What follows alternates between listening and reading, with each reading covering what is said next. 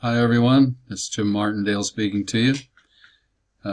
Doing a retake on the short presentation that I did during our 2016 annual producers webinar, conference webinar.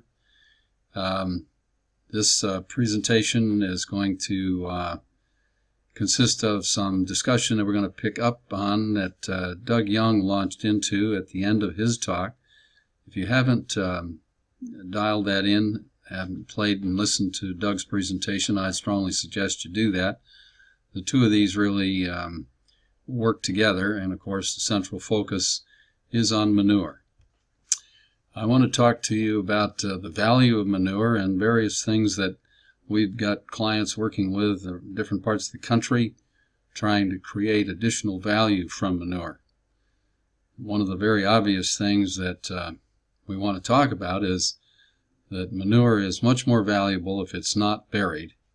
And of course, if it is buried, it kind of often winds up being frittered away. So we want to look at things that we can do in various ways, various technologies and application techniques that have clearly demonstrated it's not necessary to throw this value away.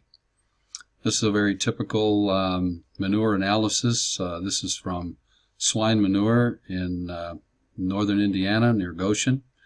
And you can see very quickly by scanning that report that total nitrogen available in the first year is 45 pounds of nitrogen per 1,000 gallons of this material, running at about a little over 5% solids.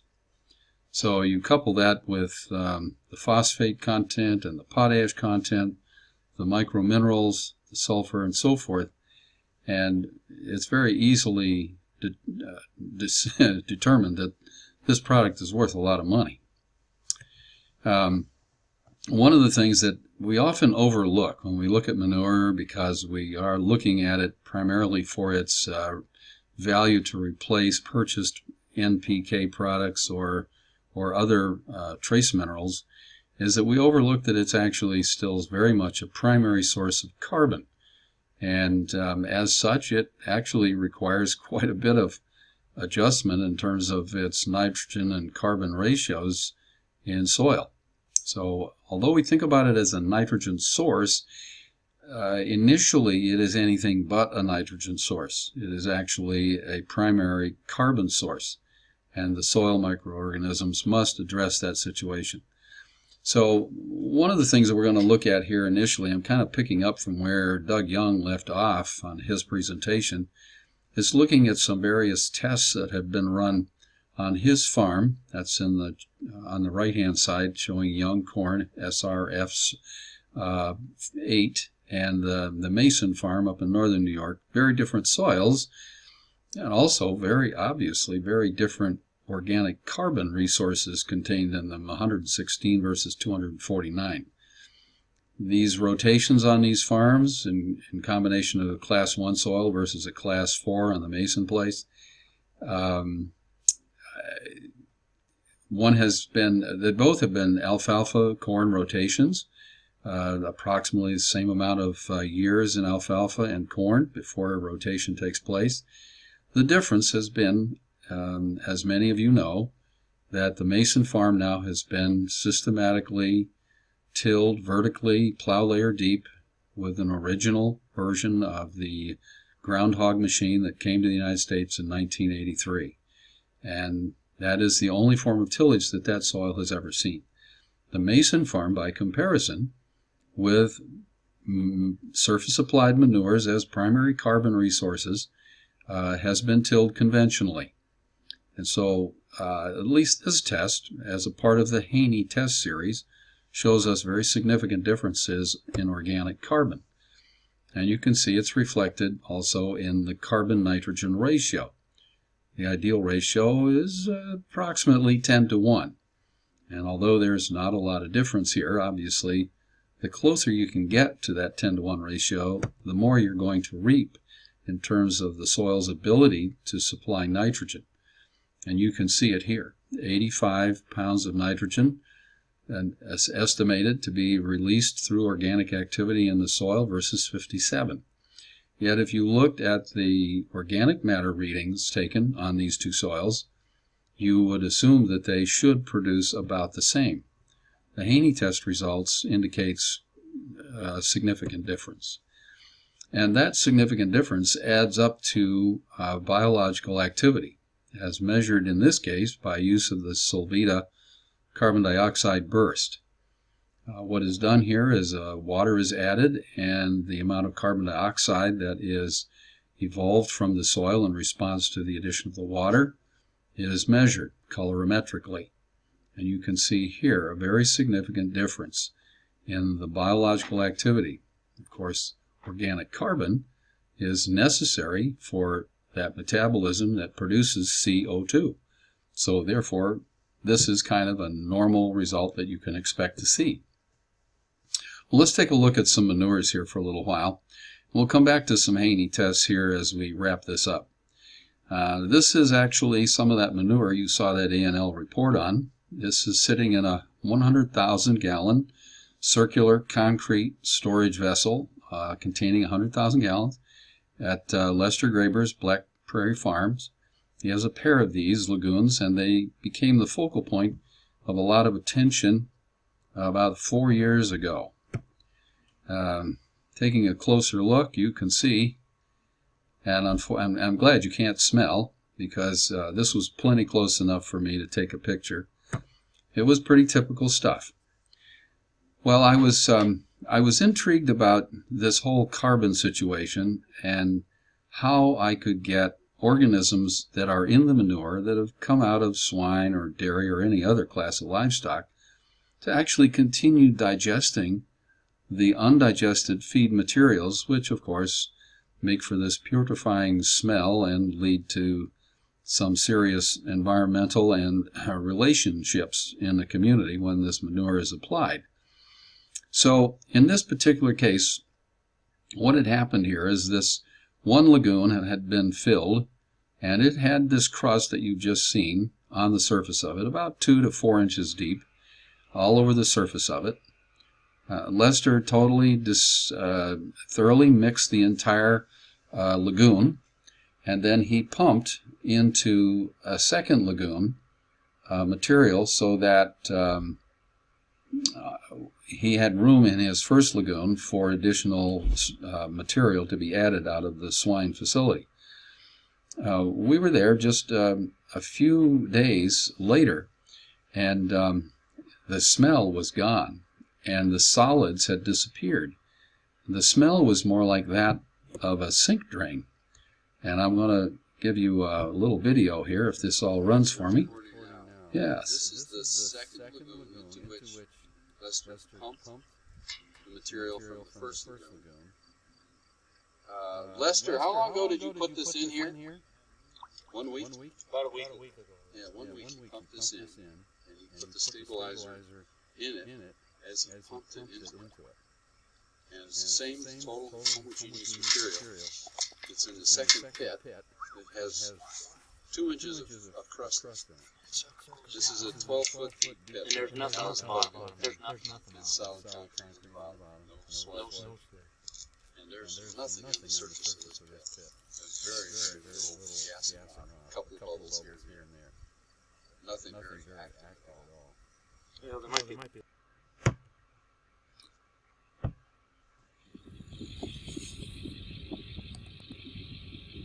I wanted to show you this because this was the primary lagoon on a subsequent date on another refill where we had used the same material, better known as a nitrogen stabilizer, and all of the manure was sitting in this 100,000 gallon lagoon, so that the only air that was actually being emitted was in one location on this lagoon.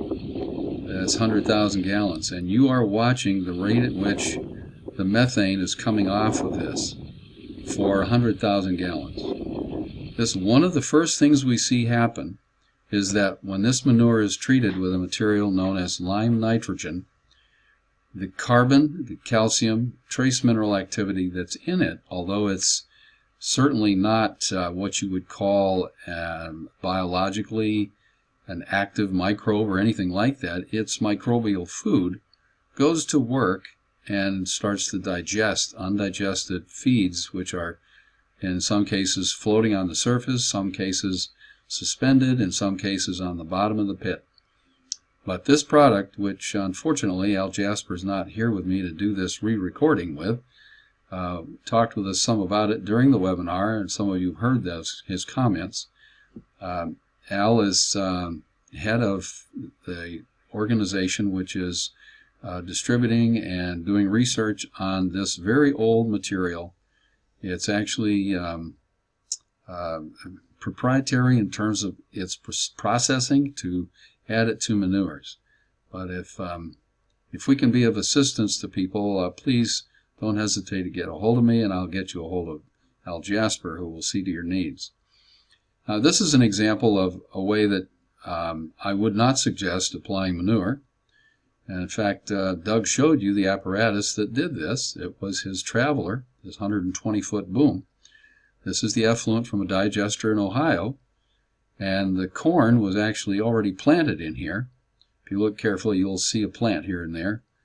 It was no-tilled after the wheat had been harvested for wheatlage to feed to dry cows and heifers, and when the manure was applied, it just ran around. It literally ran into every low spot, and it concentrated there, down wheel tracks. It was not the kind of distribution that you would want to use, whether you're using a nitrogen stabilizer in your manure or not. You really would like your manure uniformly distributed.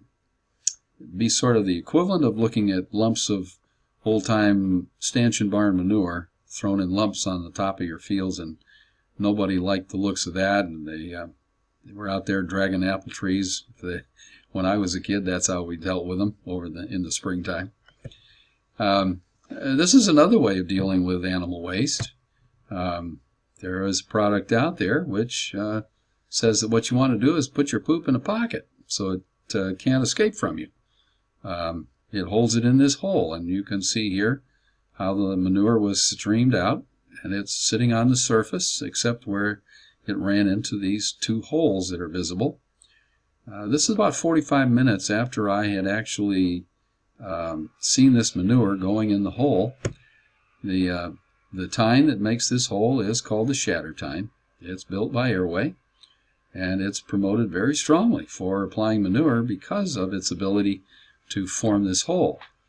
As it forms the hole, it firms it on one side, it smears it on the other side, and the bottom is very firm. You can feel it with a screwdriver or a penetrometer, and it holds the liquids. And this has been sitting there long enough that it's actually gassing off methane, and you can see a bubble in each one of these holes.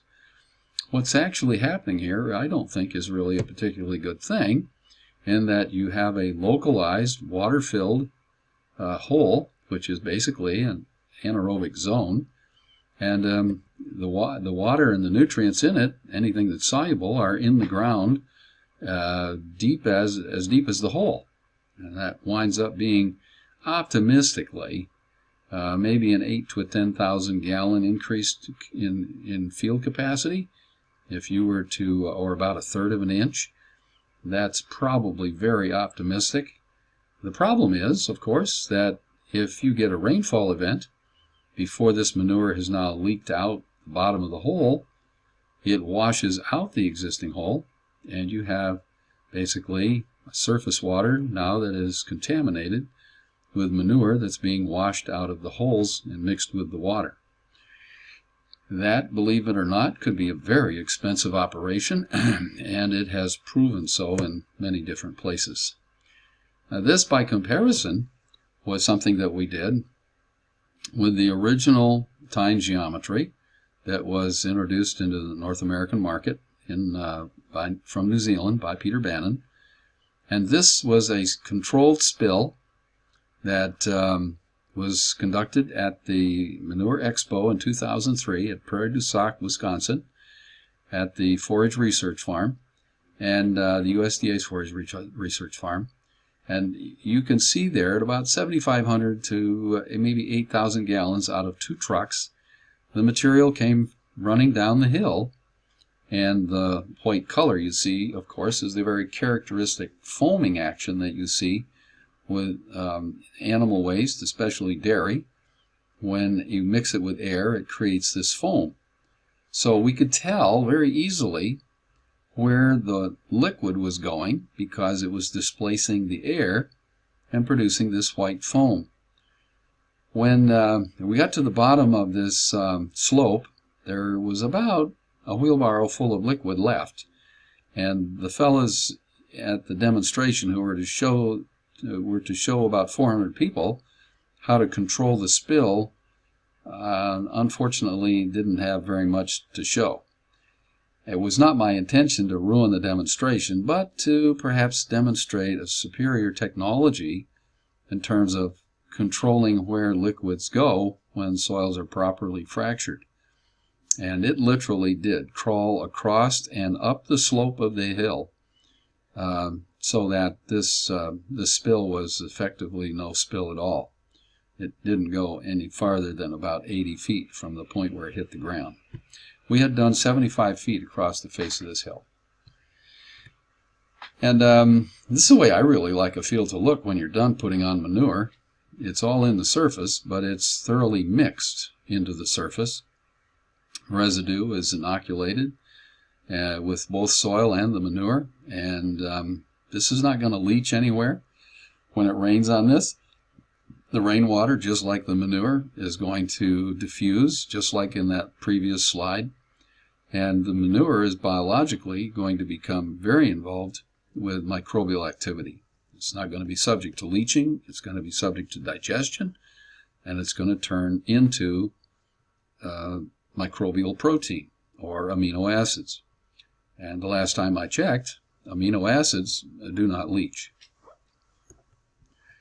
One of our issues, which I have to bring to our attention today, is the fact that root systems are a key important block in collecting the value of manure. Any amount of nitrate that's formed that doesn't become involved in biological, in germplasm and in the microbial protein is going to wind up moving with groundwater. And the only way we've got to get it, the only way we actually have of recapturing it and getting it back is to put some root systems down there. There may be some capillary water rise. I would hope that the soil system structurally is able to do that, so we get some capillary action and some free nitrates coming back. But for the most part, in the humid regions of North America, the net flow is the other direction. And so a root system like this is not going to find things, not going to find nitrate nitrogen that gets very far away. Contrast that with this one, which is very well distributed throughout and beyond the plow layer. When it decomposes, you have a carbon source, you have nitrogen sources, and you have an excellent possibility here of getting nitrate involved now in decomposition of this extensive root mass. This is actually grown on a pretty shallow soil in the hill country of northwestern Pennsylvania. And the other one that I just showed you was grown on some of the fanciest soils in the state of Indiana. You would expect to see these pictures reversed. But this is a long-term, this is a long-term no-till experience, over 15 years of continuous no-till. And this is basically the result of 2 years of running vertical tillage with no other form of tillage in terms of planting and harvesting this corn crop, getting manures applied, and so forth. That was the program.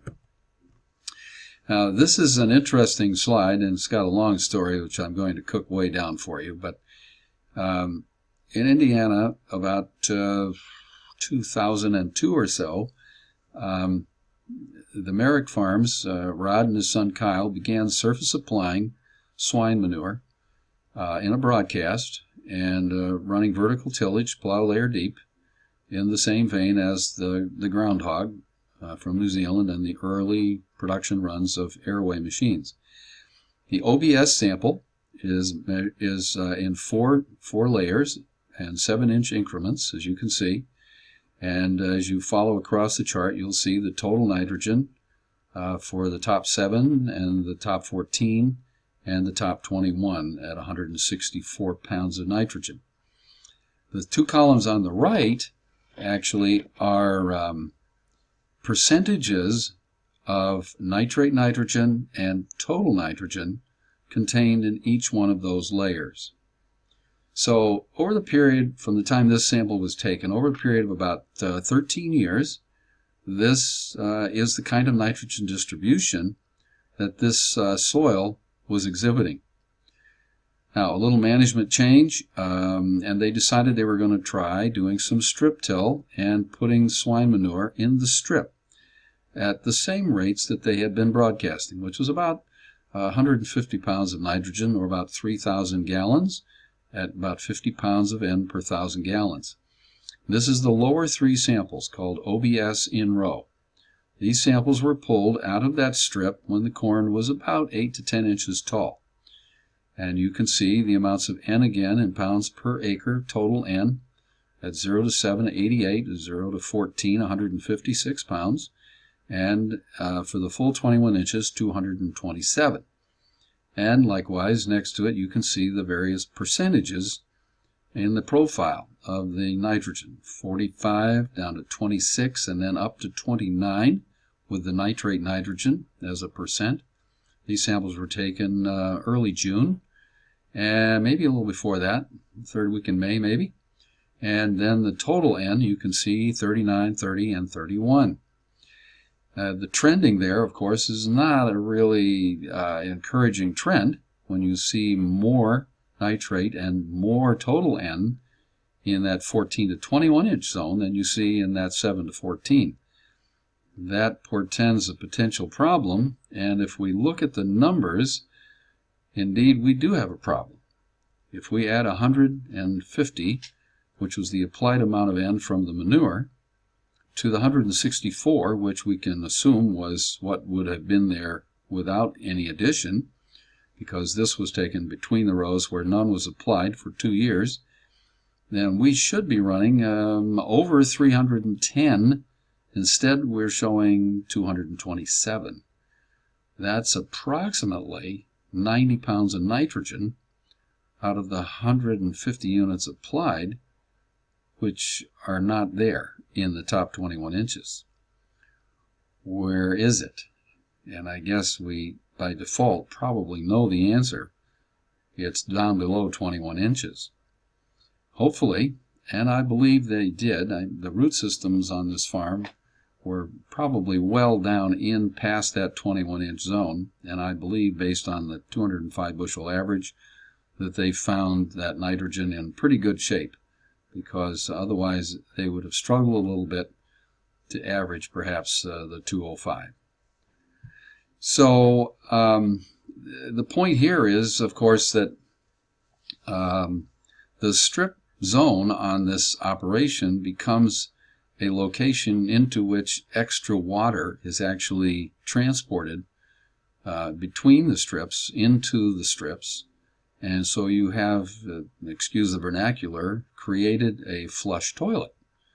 And any soluble nitrogen or nitrogen which converts is going to move with that extra water extra fast and extra far.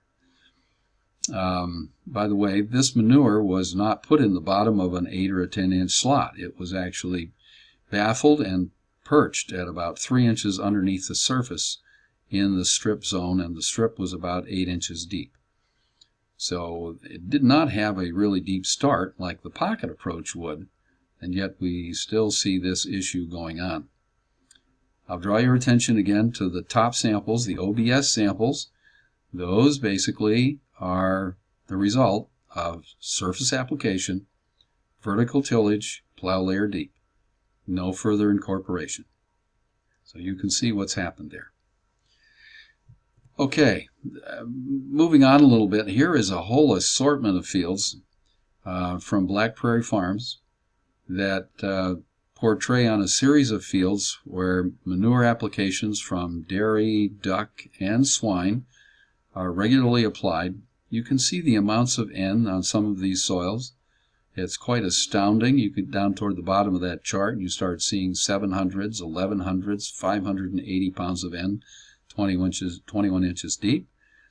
And you see these nice stair-step percentages for the most part.